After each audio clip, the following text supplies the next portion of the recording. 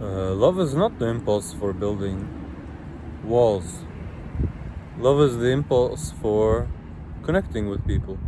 And so in some sense we can call love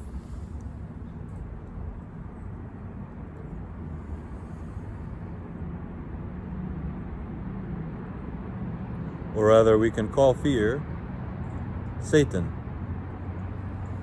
Like that's the description of it. Is this thing which makes you do what we normally have been thinking of as Satan. All these things of greed and lust, laziness and hurting people, it comes from fear. It comes from thinking that, oh, you're not just gonna have the most amazing relationships that just come to you. So you have to like lust after it and think about it. It comes from fearing that you won't, what you have as money-wise is not enough. And if you were to have more, maybe it would be better. It comes from fearing that maybe if you do this thing, you won't feel the reward that you deserve. It comes from all these things. But fear has these pillars. I'm just thinking about something right now. Fear has like these pillars. Separation, for example. That when we feel separate, fear comes, and vice versa. Fear creates separation, and separation creates fear. The more you push people away, the more you feel scared. The more you say, oh, the Republicans suck, and the Christians suck, and the Muslims suck, and the religious people suck, and the atheists suck, and the whatever. Like you start to push away everybody, the more you start to feel worried and scared. The more you start to push away your partner, or my partner is, or my parents, or whatever, the more you get scared. And the more scared you are, the more you push them away. So it's like a very similar, it's like kind of the same building. That's why I call it a pillar. And the other one is scarcity. Scarcity feels like this thing of like not feeling like there's gonna be enough, or that it's gonna like feel enough or something, you know. And that's very deep in a lot of us. But we don't feel that there are enough, there's gonna be enough opportunities to meet people. There's gonna be enough chances for me to be successful. There's gonna be enough great experiences in my life to be happy. There's gonna be enough money to survive when I really need it. There's gonna be enough love in my life to die and feel good about it. This is gonna be just like this idea that there's gonna be enough. We always, or that people are gonna be enough, you know, like, oh, there's gonna be enough intelligence or enough time or enough love in the world to make things work. It's like, no. We feel like, no, it's nothing is enough. We're very much terrified of what is here and who we are and why everything is like this, and we feel like it's not going to be enough money for everybody to be able to do, or there's not enough land for us, or there's not enough time, or there's not enough good leaders, or something. There's always something not enough. We don't feel like, oh, it's going to be fine, it's going to be enough, we're going to have it all, it's going to be fine. And so these are two pillars: scarcity, separation.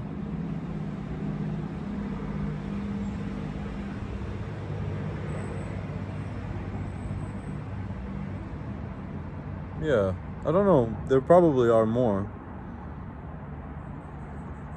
but these are like really big ones.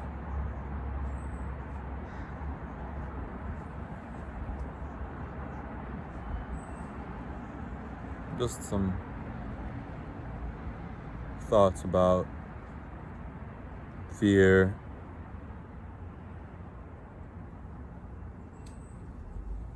and love, and Satan. Satan, we try to always visualize as like some guy. I guess because we visualize ourselves as some guy. I don't even think there is something called like some guy. It's just patterns. It's like a music, or like you don't have to visualize it as a body with shoulder joints and like a heart circulation pumping, and it has like cells that you can like zoom into, and it has mitochondria. Like it doesn't have this, that's. And we're not even that. Like this thing that is speaking is not the body. That's just where the sound is being made. But I'm part of everything, right? If there was no time, I wouldn't be here. If there was no sun, I wouldn't be here. If there was no gravity, I wouldn't be here. If there was no food to eat, or parents to give birth to me, or people to help make the phone, like everything is I am the whole moment in this point speaking. It's like, you have a camera at multiple different places, and this one is seeing a certain view, or you have a microphone in different places, and this one sounds like this. If you have the microphone under the water, or facing a wall, or in Africa, it's gonna be a different type of experience. Or on a mountain, maybe altitude or air quality changes the sound as well, maybe temperature changes the sound, but like, so I am the whole thing coming from this point.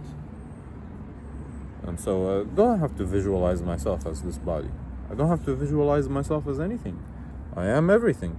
And so that's just what's happening. There is no separation. That's what physics is about. In physics, we don't study the different things as individual objects. We just study the whole experience as a one happening with certain patterns and laws and some logic to it, basically. But not logic in this binary way, but logic in the beauty type of way. Because when you see something beautiful, there is some kind of something happening. There is a sense being made through their colors and shapes and ratios, and just like when you hear a beautiful song, there's this like whole up and down and magical stuff happening, and your body wants to move with it and all this stuff. So it's a very deep thing. And Satan is the same thing. It's not some guy, and just like I'm not some guy, he is a part of this whole thing. Or even the word he, like this is why language is so big a part of what holds us to being what we are.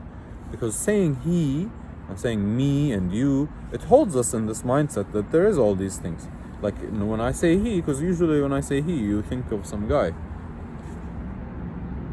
But the word Satan is used to communicate about a part of the experience of the existence, in the same way that we talk about gravity. This part of the experience is felt by life, which is fear. And fear, what is another word for the pattern, fundamental fear, not just the fear in a certain moment, but the very idea that fear exists is but it is necessary as well. I don't mean fear in the... No, it is in every way. Because if there was no fear at all, then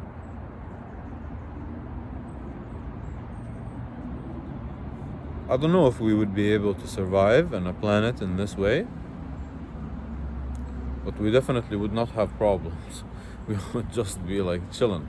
You'd have no fear, you'd just like no fear of dying, no fear of being useless or losing or pain. You just don't have any fear.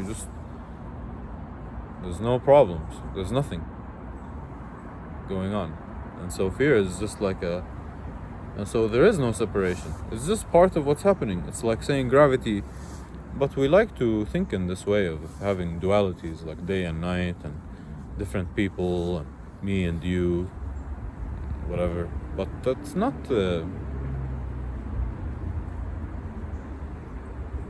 that's just a perspective. Like the reason I feel there is a daytime and nighttime is because I'm sitting on Earth at a certain country, but right now it's here, it's daytime, but in Australia it's nighttime, and that's happening all the time. So it's not, there's no one day or one night.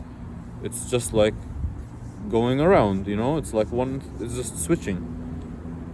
Like when you play hide and seek, it's not like you disappear and come back. You're just moving, and so that's what's happening. But because you are in a certain perspective, the other person looks like they're gone, or the sun looks like it's gone.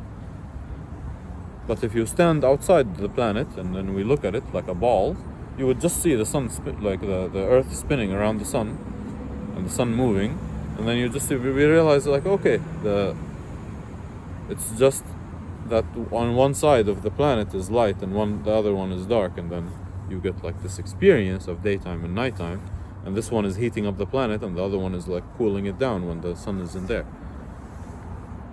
Like that's it.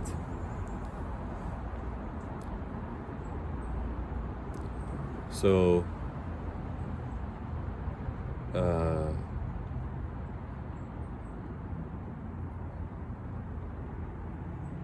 the sun is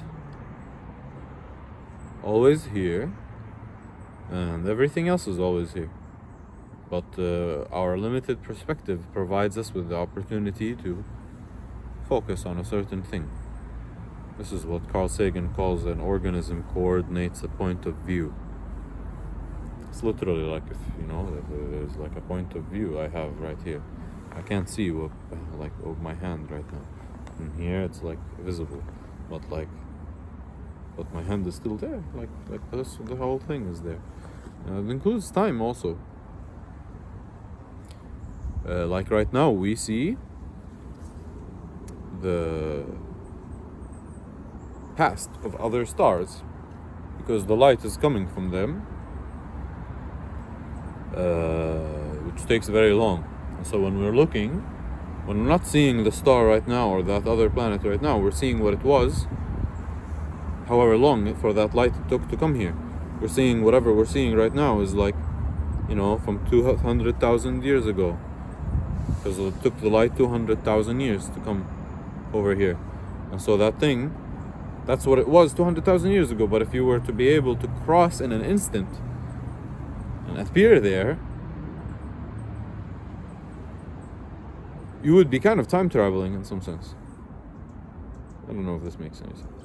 Anyways, fear, Satan, scarcity, separation, words are locking us in place, and perspective is limited. For fun, like that's what creates our ability to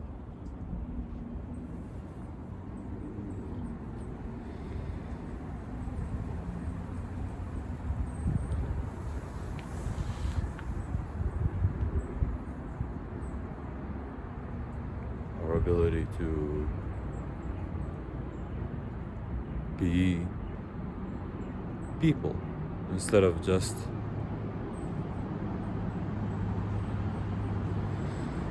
nothing, I guess.